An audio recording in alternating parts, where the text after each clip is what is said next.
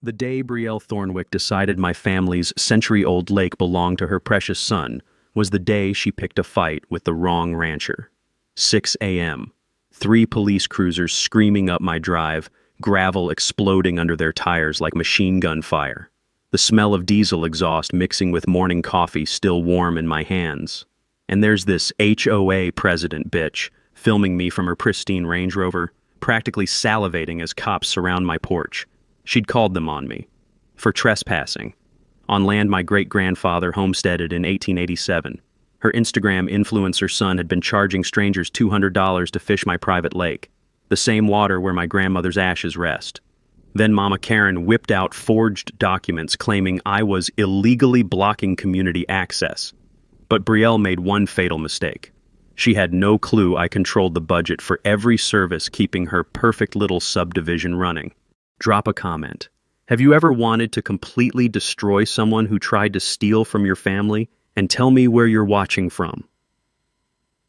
I love seeing my ranch family spread across the country. My name's Garrett Holloway, and this is the story of how a suburban HOA president tried to steal my family's soul and learned why you never mess with a rancher who knows his rights. 2,400 acres of Montana paradise, carved from wilderness by my great-grandfather Augustus in 1887. That 12-acre spring-fed lake where he built our first cabin. It's where 4 generations of Holloways have been born, raised, and laid to rest. The morning coffee steam mixing with mountain air, leather saddle creaking under my weight, meadowlarks calling across pastures. This isn't just land, it's legacy. When Grandma Eleanor passed 3 years back, we scattered her ashes at sunset where she used to shell peas while watching grandkids swim. The sound of water lapping those smooth stones still carries her laughter on quiet evenings. I'm 45, divorced, living alone since my daughter Skylar left for college. Been working this ranch since I could hold reins, planned to die here. Never imagined some HOA princess would declare war on everything my family built. 5 years ago, everything changed. Developer bought the adjacent section, promised rural harmony while cramming 200 McMansions onto postage stamp lots. Called it Whispering Pines Estates. Like an idiot, I signed their emergency vehicle access easement just being neighborly. That's when Brielle Thornwick slithered into my life like a designer-dressed rattlesnake. Late 40s, blonde highlights costing more than my monthly feed bill, driving a Range Rover that's never seen actual dirt. Real estate agent married to some bank VP, the kind who pronounces agriculture like it's a communicable disease. Her complaints started immediately. Cattle smelled disrupting dinner parties. My native grasses were unsightly from her kitchen window. Could I mow them down, make things more professional? I laughed. Big mistake. Then precious son Tucker discovered my lake. 22-year-old Instagram influencer with the work ethic of roadkill started bringing friends for content creation, and I use that term loosely. Diesel trucks rumbling down my access road at dawn, beer bottles glinting in cattails, electronic music drowning out bird songs that predated his entire bloodline. But tolerance became trespassing. Trespassing became business. Professional cameras, buzzing drones, Tucker charging $300 for exclusive Montana wilderness access, posted about my family's private lake like he'd inherited it from his great-great-grandfather. The stench of entitlement was worse than fresh manure. That's when Brielle played her trump card, or thought she did. Evening knock manila folder, that patronizing smile that makes skin crawl. Garrett, I've done historical research. Her voice dripped fake concern. Original homestead papers included recreational water rights for township residents.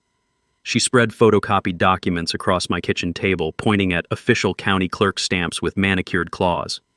We must respect community traditions.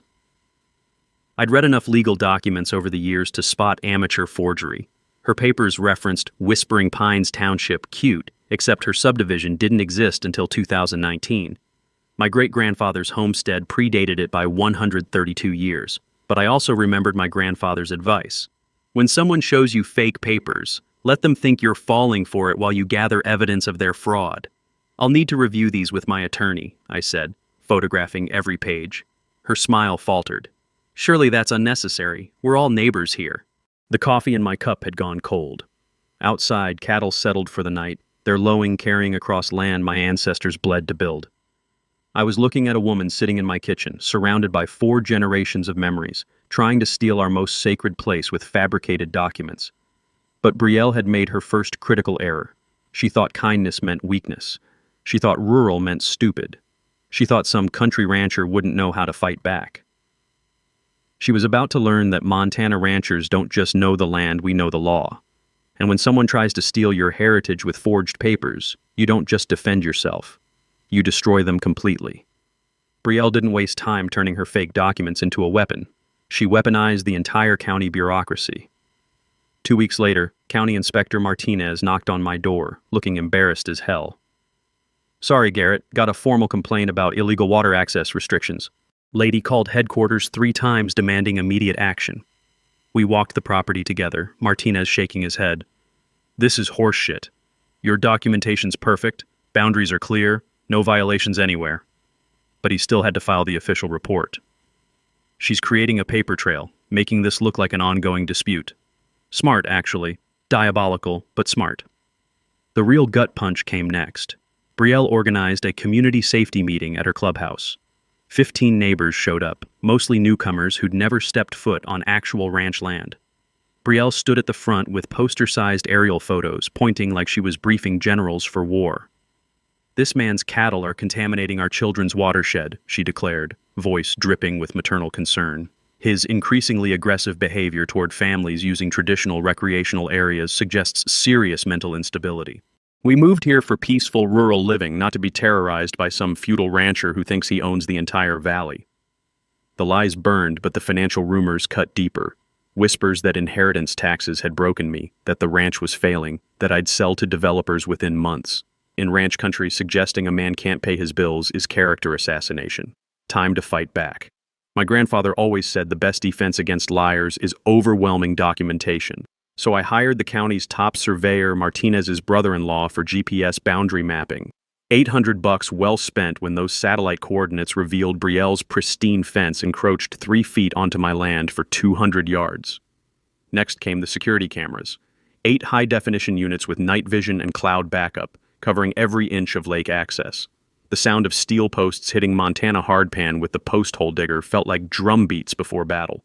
But I also remembered reading about adverse possession laws during my divorce proceedings, how continuous trespassing for 5 years can actually create legal property claims. Every day I let Tucker's circus continue was potentially giving away my rights. The cameras would document everything, but more importantly, they'd prove I was actively defending my land. Within days, they caught pure gold. Saturday morning, Tucker arrived with a full film crew lights, boom mics, catering truck. They were shooting an energy drink commercial featuring authentic Montana wilderness. The audio was priceless. Tucker telling the director, "Yeah, this is my family's lake. Been coming here since I was a kid." Complete bullshit. Kid was born in Phoenix, moved here 5 years ago. But reviewing more footage revealed something that made my blood freeze. Tucker wasn't just lying about ownership. He was running a full commercial operation. His Instagram had exploded to 50,000 followers after that viral Hidden Paradise video. Now dozens of wannabe influencers were paying him $300 each for exclusive Montana lake access. Cars lined the county road every weekend. Strangers trampled through my pastures, leaving trash and disturbing cattle. The stench of abandoned camping gear mixed with pine needles. Broken beer bottles glittered like landmines in grass where my livestock grazed. My prize bull Augustus, named for my great-grandfather, stopped eating normally. Cattle stress from constant human intrusion was affecting the entire herd. These weren't just weekend photographers. This was industrial-scale exploitation of my family's most sacred ground. Then came the mini twist that changed everything. Tucker's latest Instagram post showed him building a rustic fishing dock at his family's traditional spot. Except he'd built it on my property, without permission, charging clients extra for the authentic experience. The time-lapse video had 30,000 likes and counting. But I had every second of that construction on camera, plus audio of Tucker explaining his profit margins to the film crew, commercial trespassing, property damage, fraud, all documented with his own narration. That evening, sipping whiskey on my porch while cattle settled for the night, I realized Brielle had made a fundamental miscalculation. She thought some country rancher wouldn't know how to fight suburban warfare. She assumed rural meant stupid, that I'd roll over for her fake documents and crocodile tears. She was about to learn that Montana ranchers don't just know land and livestock. We know law, politics, and how to turn documentation into destruction. Her son's social media empire was built on stolen foundation, and foundations can crumble faster than they're built, especially when you control the demolition. Brielle's next move proved she'd learned nothing from watching her son's documentation disaster unfold on my security cameras. 3 neighbors knocked on my door the following Tuesday, the Hendersons, Patels, and some new family whose name I never caught. They looked uncomfortable as hell, shuffling their feet like kids forced to apologize. "Garrett, we're filing a joint nuisance complaint," Henderson mumbled, not meeting my eyes. "The HOA says cattle operations violate our subdivision's rural residential harmony standards." I'd known Henderson for 3 years. Decent guy, helped me round up strays when they wandered onto the county road. But Brielle had gotten to him somehow. "What exactly is the nuisance, Bob?" "Well, the smell and the noise. Early morning cattle sounds disturbing our property values." Property values. There it was. Brielle had convinced them my ranch, which predated their subdivision by over a century, was somehow damaging their investment. The woman was building a legal attack from multiple angles, creating the appearance of widespread community opposition. But her real escalation came 3 days later, and it was pure, genius-level manipulation. I was checking fence lines when my phone buzzed. Sheriff's dispatch. "Domestic disturbance call, possible threats of violence." My stomach dropped. The address was mine. Deputy Collins arrived within minutes, body camera rolling, looking tense.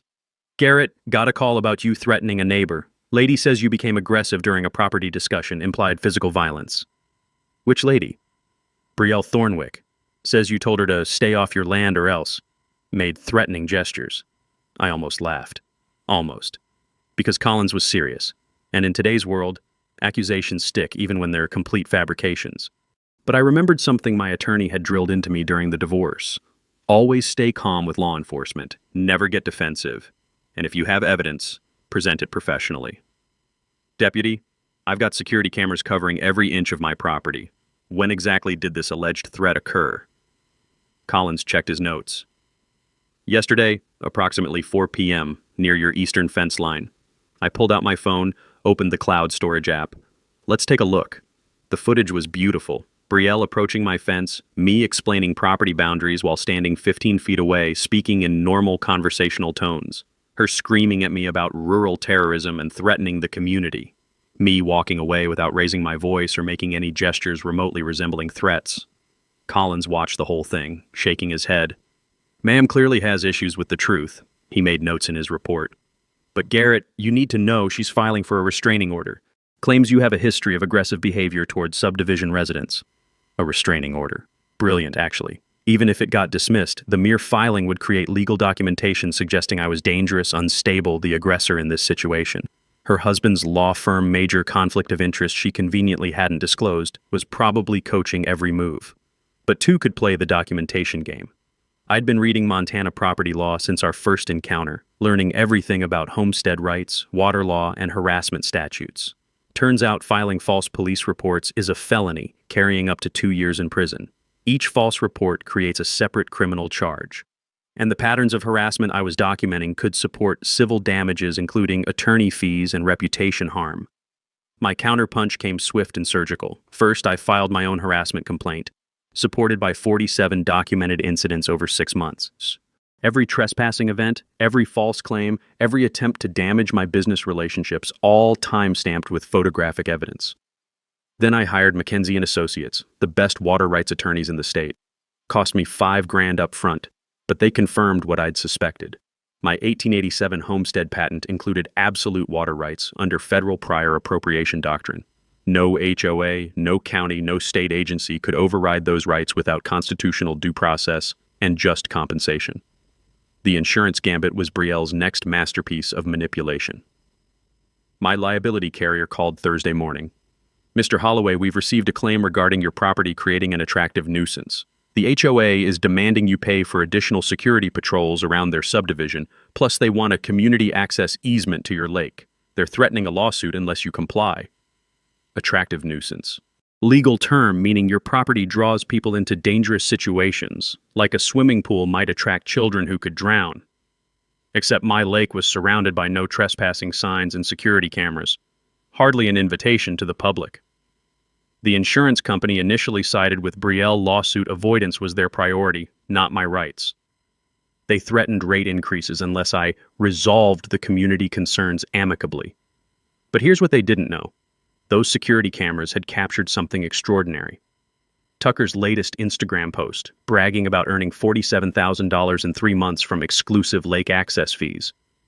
He'd inadvertently documented the commercial exploitation of my property, providing perfect evidence that any attractive nuisance was artificially created by his own illegal business operations. Sometimes the best defense is letting your enemies hang themselves with their own rope. Brielle's desperation started showing when she called Channel 7 News with her sob story about wealthy rancher bullying working families. I was fixing fence posts when my daughter Skylar called from college, voice tight with worry. "Dad, you're on the evening news. Some woman is saying you're threatening families and blocking public lake access. They're showing aerial footage of our property." The story aired that night. Ranch owner denies lake access to community children. Brielle had staged the perfect photo op, crying kids in swimsuits standing at my fence line, holding signs reading "Let us swim" and "Stop rural bullying." The reporter bought every word, painting me as some corporate agriculture villain denying innocent families their traditional recreational rights. But what really showed Brielle's growing panic was the GoFundMe page. Save Public Lake Access. Legal defense against corporate intimidation. She'd raised $12,000 in 2 days, claiming she needed money to fight my army of lawyers and protect community rights. The comments section was brutal. People from across the country calling me a greedy bastard, threatening to boycott Montana beef, demanding the governor seize my property for public use. Death threats started arriving by email and Facebook Messenger. 3 local businesses canceled their contracts with me that week. The feed store, the veterinary clinic, even the mechanic who'd serviced my equipment for 15 years. Economic warfare designed to pressure me into surrendering. But Brielle's most vicious escalation was pure sabotage. Saturday morning, my water pump system failed catastrophically. 80-year-old equipment finally giving up, or so it seemed, until I found the severed electrical lines and smashed control panel hidden behind the pump house. $8,000 in repairs, and my cattle lost water access during the hottest week of summer. The security cameras caught shadows moving near the pump house at 2 a.m. Friday night, but the figures wore hoodies and kept their faces hidden. Smart, but not smart enough to avoid leaving tire tracks in the mud-distinctive tread pattern matching Tucker's lifted pickup truck. Sheriff Collins investigated, found insufficient evidence for criminal charges. Amazing how quickly law enforcement standards change when political pressure gets applied. Brielle's husband sat on the county hospital board with Collins' wife. Coincidence, I'm sure. But every action creates reaction, and I'd been learning more than just property law. My daughter Skylar, journalism major with her mother's investigative instincts, started digging into Brielle's background while I dealt with repairs. What she found was dynamite. Brielle had been fired from her previous real estate job for falsifying property documents. Client reviews online accused her of scamming elderly sellers with forged paperwork and inflated fees. Better yet, Brielle's husband's bank was facing federal audit for questionable lending practices, the same bank holding the subdivision's construction loans and most residents' mortgages. If that institution failed, Whispering Pines' property values would crater overnight. Meanwhile, Tucker's Instagram empire was generating its own destruction. His Free the Lake party invitation went viral, 200 confirmed attendees for a peaceful protest to reclaim community water rights. Except peaceful protest, in influencer speak, means drunken invasion with professional photography equipment. They came like locusts Saturday night, cars parked along the county road for half a mile, strangers hiking across my pastures carrying coolers, camping gear, and enough camera equipment to film a movie.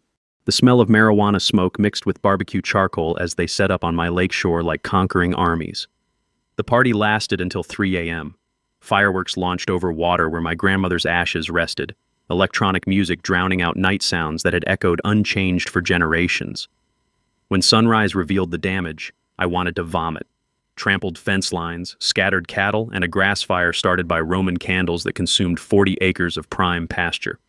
The volunteer fire department responded, along with sheriff's deputies and an ambulance for 3 alcohol poisoning cases. $15,000 in property damage, not counting the ecological destruction to wetlands and nesting areas. Police arrested 3 partygoers for underage drinking, but Tucker and Brielle had vanished before questioning. Convenient.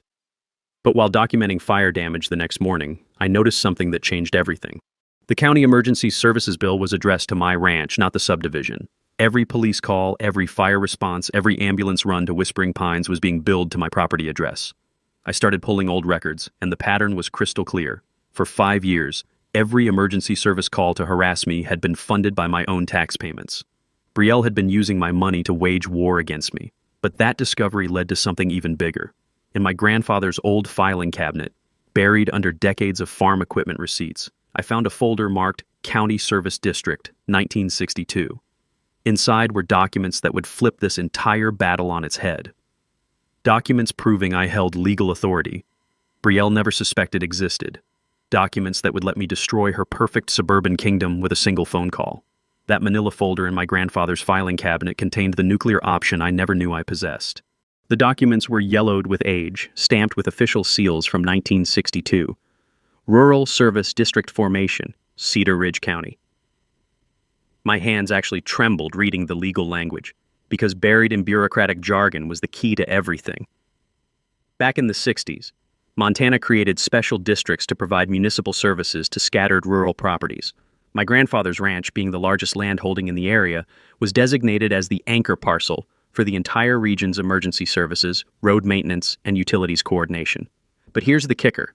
The original agreement automatically made the ranch owner the legal service district administrator with broad oversight powers. Powers that transferred with property ownership, whether anyone remembered them or not. I was the district supervisor. Had been for 3 years since inheriting the ranch. And I'd been completely clueless. The legal framework was mind-blowing. As district administrator, I had authority to approve or deny all municipal service contracts for the entire area. Police patrols, fire department response, emergency medical services, even road maintenance for subdivision access roads, everything required my signature. More importantly, I had the legal right to audit all district expenditures and terminate contracts for cause with 30 days' notice. My attorney confirmed it Monday morning, voice practically vibrating with excitement. Garrett, this is legitimate. The 1962 Rural Service District Act is still active law. These powers were never revoked or transferred. You've been unknowingly subsidizing services that primarily benefit the subdivision while they use those same services to harass you. The financial implications were staggering. The service district was funded through special property tax assessments based on acreage. My ranch paid 60% of the total budget, roughly $200,000 annually, while the entire HOA subdivision collectively paid the remaining 40%. For 5 years, I'd been funding my own persecution. Every police call Brielle made to harass me, every emergency response to Tucker's illegal parties, every patrol car that showed up to intimidate me, all paid for with my tax money. But the real revelation came when we examined 20 years of district financial records. The spending patterns were criminal. Massive overcharges for security services provided by companies owned by Brielle's husband's business associates. The HOA had been billing the district for private amenities, pool maintenance, landscaping, clubhouse utilities, even their tennis court lighting. They'd systematically looted public funds to subsidize their private lifestyle, thinking the country rancher would never notice or understand the bureaucratic shell game. I'd found their Achilles heel, and it was made of pure greed. The technical details were beautiful in their simplicity. Montana's sunshine laws required complete transparency for all service district operations. I could demand immediate access to every contract, every invoice, every payment authorization for the past decade, and what I'd find would be enough to destroy them all. My authority included power to terminate contracts with 30 days written notice, audit all expenditures for compliance, and refer financial irregularities to state and federal prosecutors. I could literally shut down their access to police, fire, and emergency services while demanding restitution for years of embezzlement. But the psychological impact was even more powerful. For months, I'd been playing defense, reacting to Brielle's attacks, documenting harassment while she controlled the narrative. Now I held the ultimate trump card, the power to dismantle her entire suburban kingdom with legal authority she'd never suspected existed. Sitting in my kitchen that evening, coffee growing cold while I reviewed the documents for the 10th time, I realized this wasn't just about property anymore. This was about justice for every rural landowner who'd been bullied by entitled suburban colonizers. Every rancher, farmer, or longtime resident who'd watched newcomers arrive and immediately demand changes to accommodate their preferences. Brielle thought she was fighting some isolated country rancher with limited resources and legal knowledge. She had no idea she'd picked a war with someone who literally controlled the infrastructure keeping her perfect community functioning. The service district administrator had been asleep for 3 years. Time to wake up and exercise some long overdue authority. Time to teach an HOA president that rural doesn't mean powerless. It means connected to systems of law and governance that predate her subdivision by generations. Monday morning, I called an emergency meeting with my newly assembled war council, attorney, accountant, and one very excited journalism major daughter who'd driven down from college for this. Mackenzie and Associates conference room smelled like leather and old law books, the kind of place where fortunes get made and lost with pen strokes. My attorney, Sarah Mackenzie, spread the service district documents across the mahogany table like battle plans. Garrett, these powers are extraordinary. You can terminate every municipal service contract with 30 days notice, but we need to be surgical about this document everything, follow proper procedures, make it impossible for them to claim procedural violations. My accountant friend, Pete Morrison guy, who'd helped me through the divorce and ranch inheritance, was already deep in financial records, calculator clicking like machine gun fire. Jesus Christ, Garrett, look at these numbers. They've been billing the district $400,000 annually for enhanced security services. Market rate for actual patrol coverage would be maybe $80,000. But the smoking gun was Tucker's own social media documenting his illegal income. $47,000 in 3 months charging for lake access, plus another $32,000 from corporate sponsorships using my property as backdrop. All documented with timestamps, geolocation data, and his own narration about profit margins.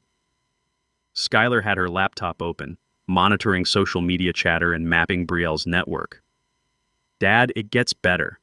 I found connections between the security company overcharging you and Brielle's husband's bank, same ownership group, same business address.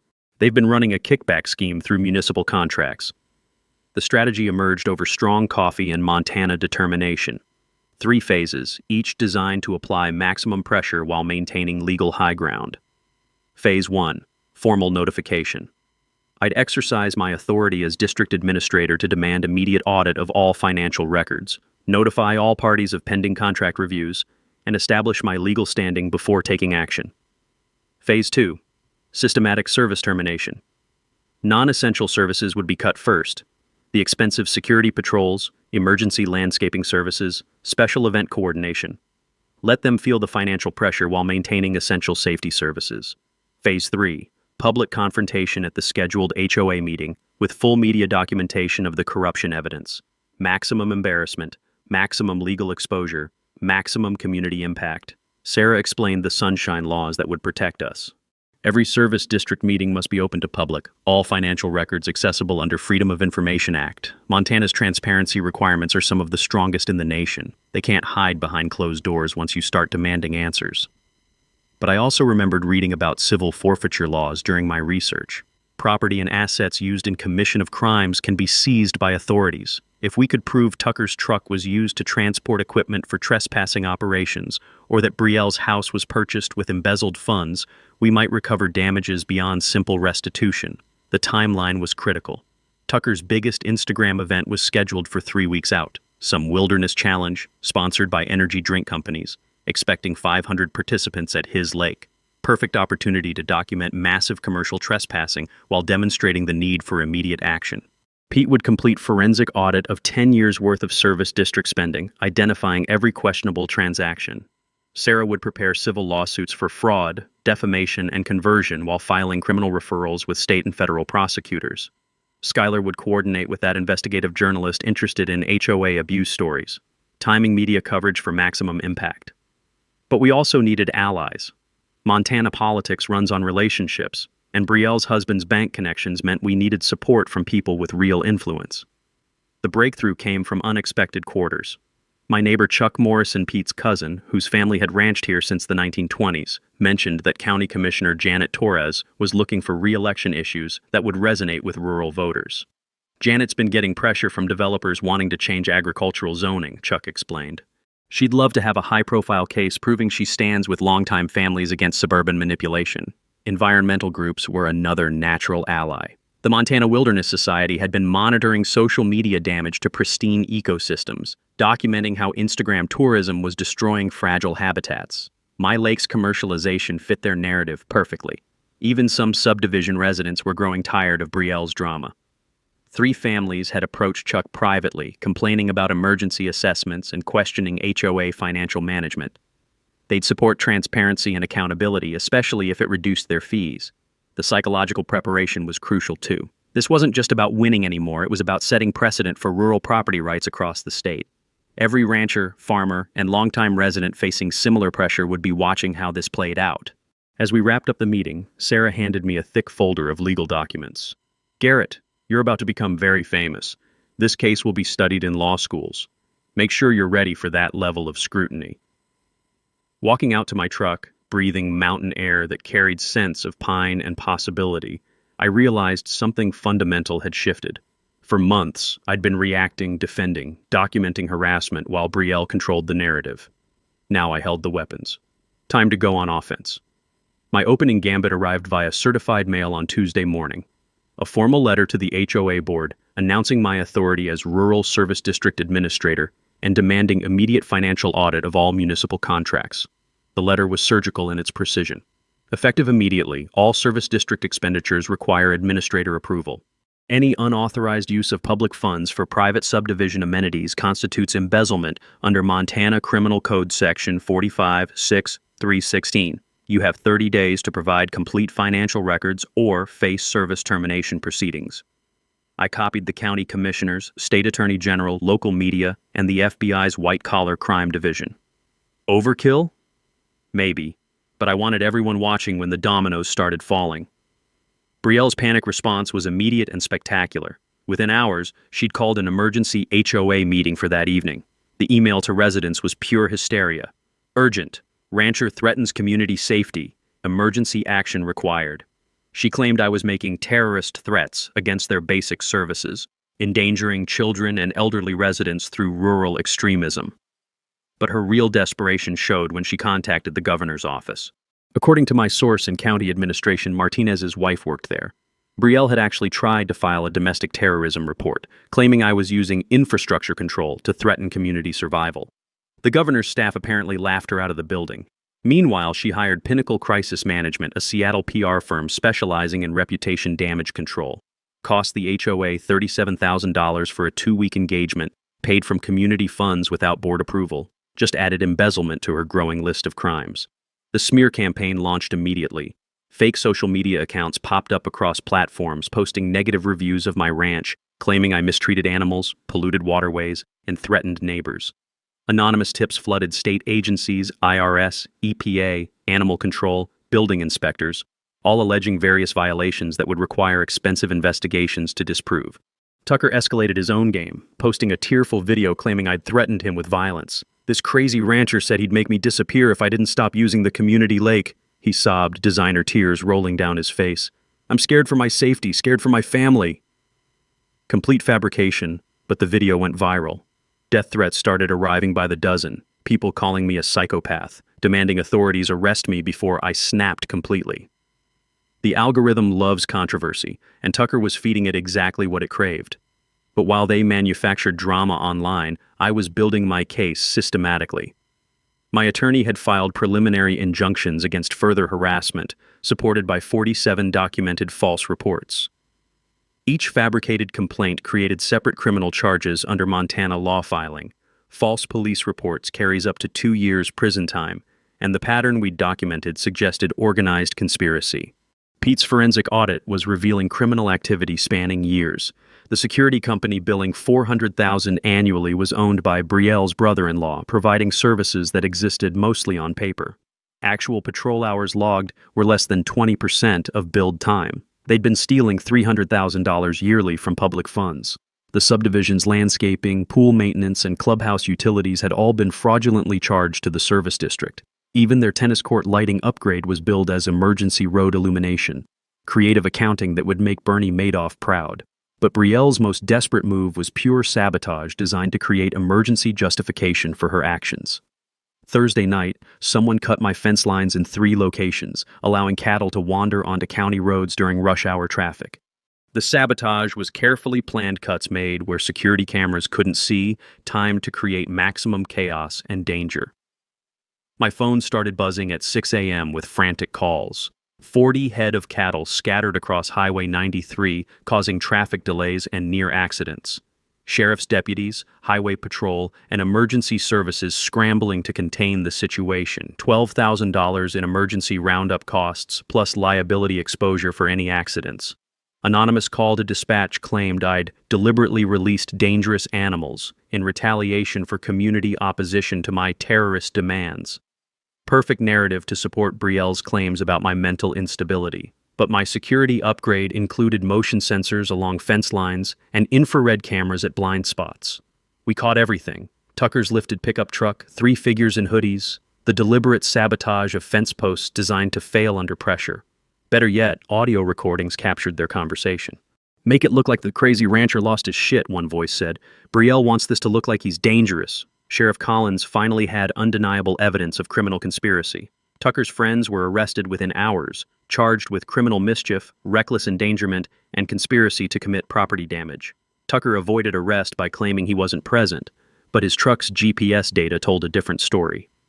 Brielle's final desperate move was calling a town hall meeting, claiming ranch operations threatened community survival and demanding county intervention through eminent domain proceedings.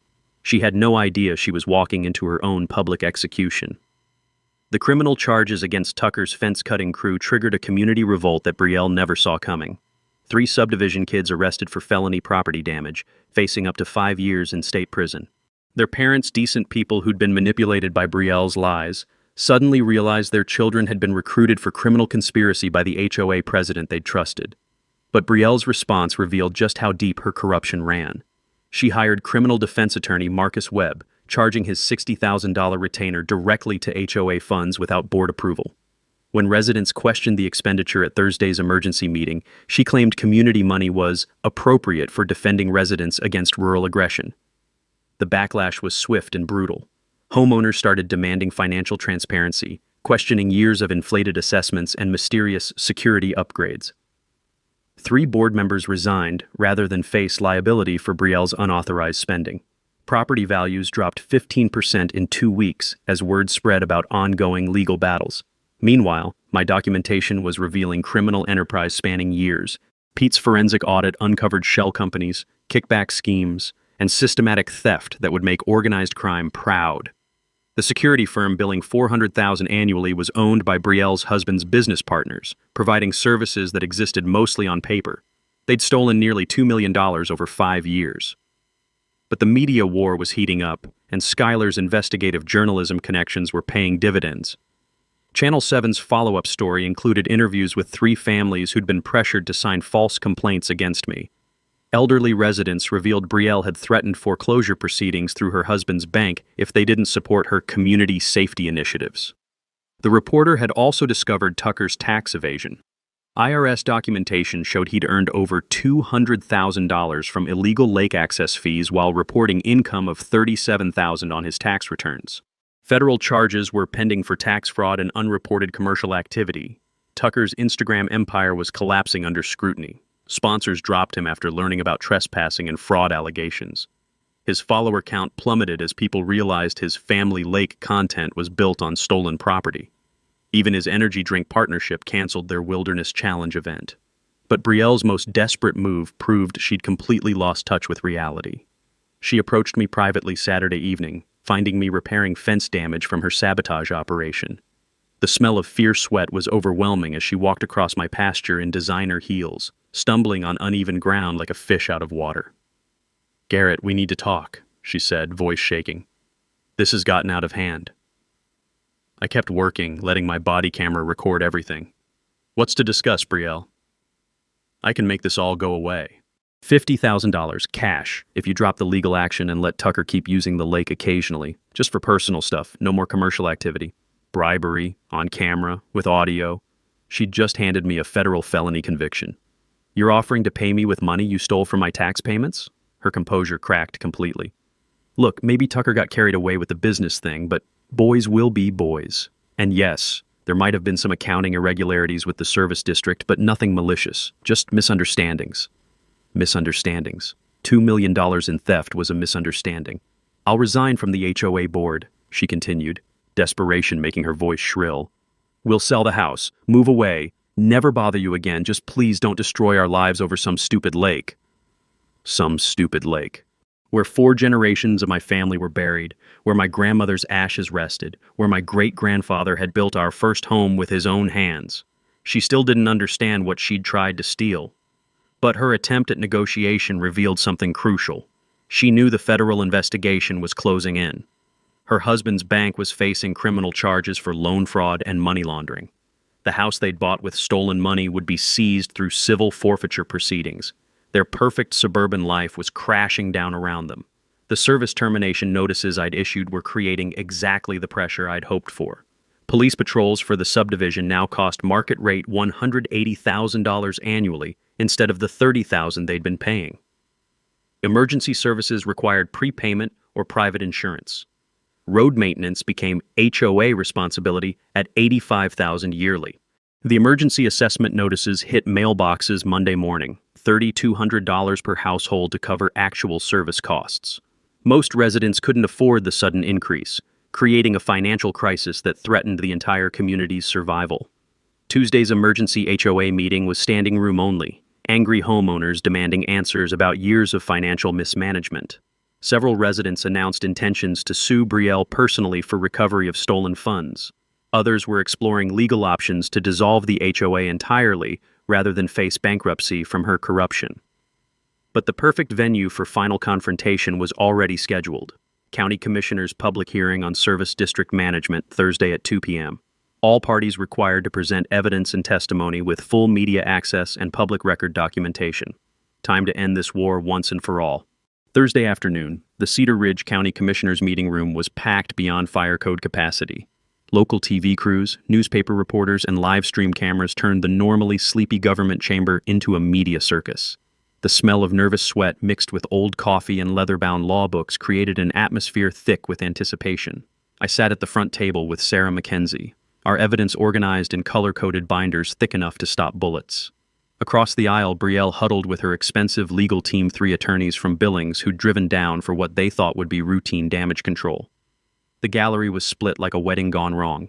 Left side, ranchers, longtime residents, and environmental advocates supporting property rights.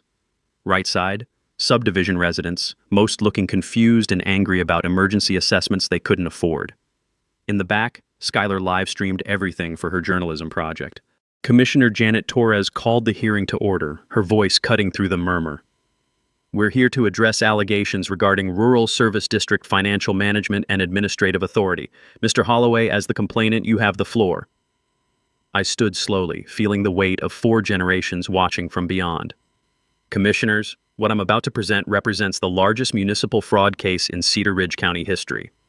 The first exhibit was my service district documentation yellowed papers from 1962, establishing my legal authority as administrator.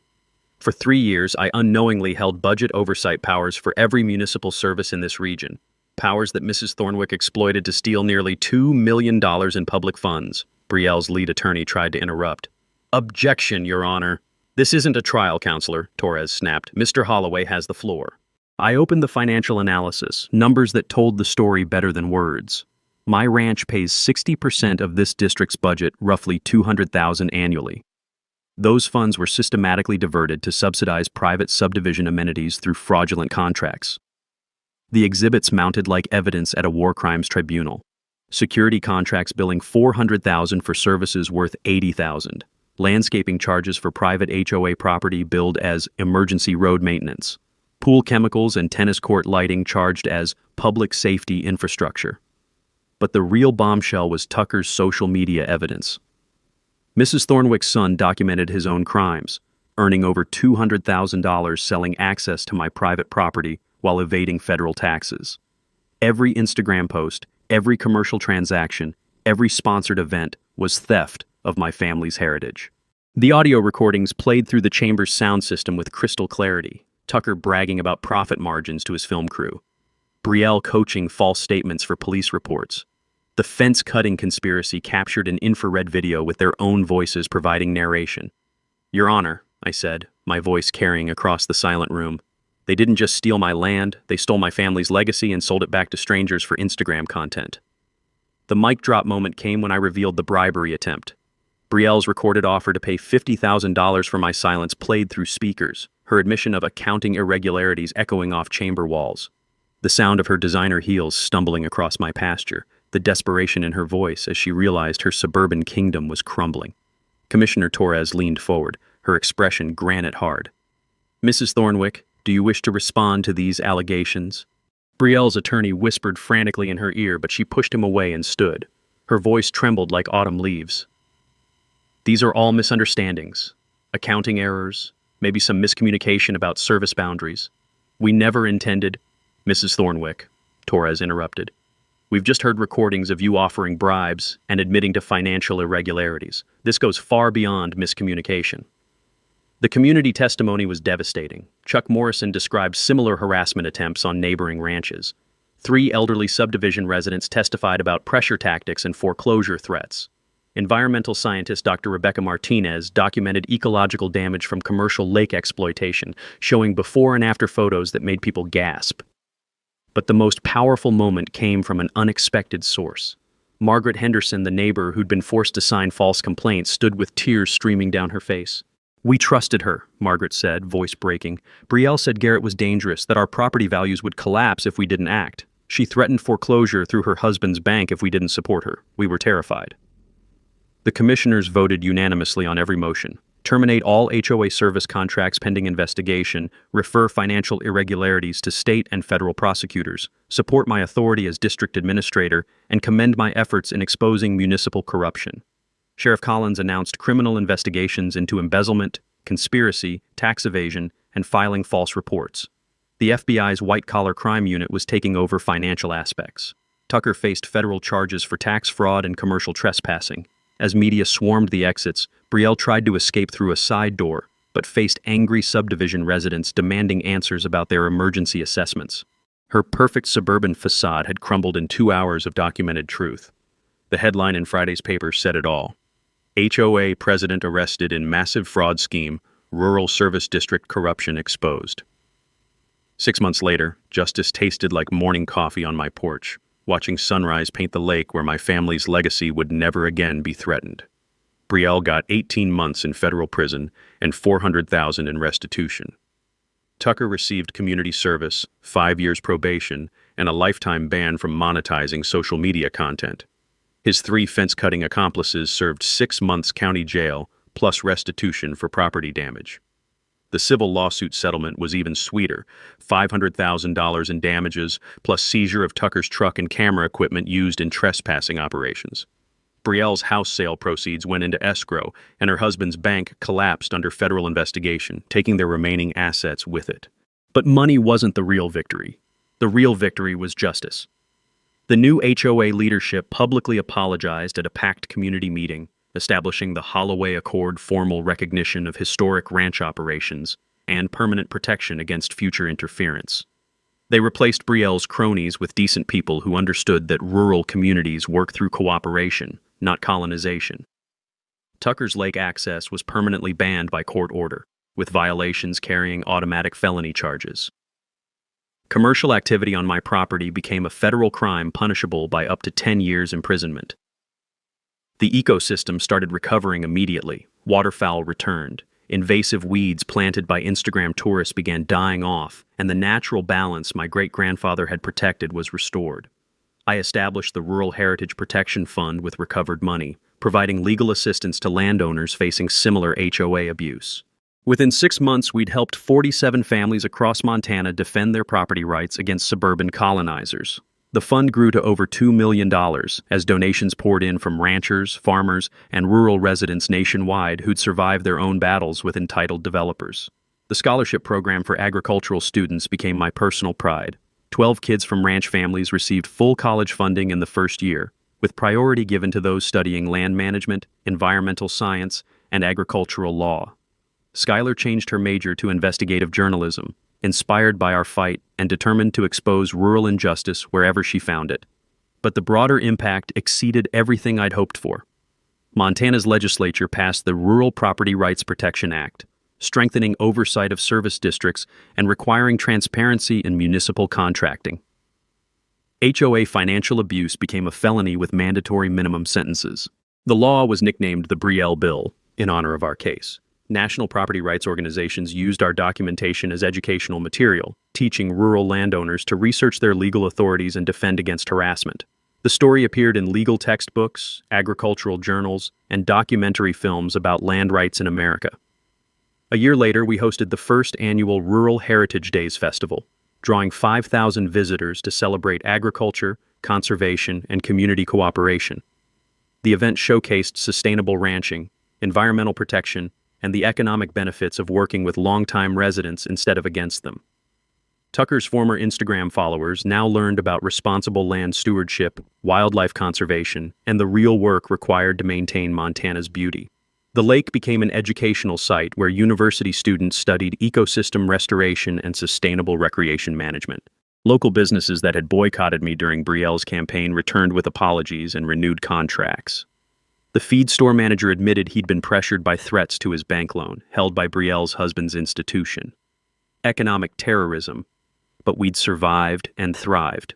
Standing by the lake last weekend, watching my daughter teach environmental science students about watershed protection, I thought about my great-grandfather Augustus. He'd homesteaded this land with nothing but determination and legal documents establishing his rights. A century later, those same documents had protected his legacy against suburban colonizers who thought money and political connections trumped law and justice. The water lapped against stones where Grandma Eleanor's ashes rested, carrying memories and wisdom forward to new generations. Meadowlarks called across pastures where cattle grazed peacefully, no longer stressed by Instagram tourists and commercial exploitation. Sometimes bullies pick fights they can't win. My grandfather always said the land teaches patience, but it also teaches justice. When someone tries to steal your heritage, you don't just fight back. You make sure they can never do it to anyone else. Drop a comment about your own HOA nightmare. You might be sitting on more power than you think. And smash that subscribe button, because next week I'm sharing how a retired teacher took down an entire corrupt school board with nothing but a calculator and public records requests. The land endures. Justice prevails. And Montana ranchers don't back down from bullies who mistake kindness for weakness. Thanks for hanging out with us on HOA Stories, where the HOA Karens meet their match. If this story had you cheering or cringing, go ahead and like the video, drop a comment with your reaction, and hit subscribe so you're ready for the next wild HOA tale.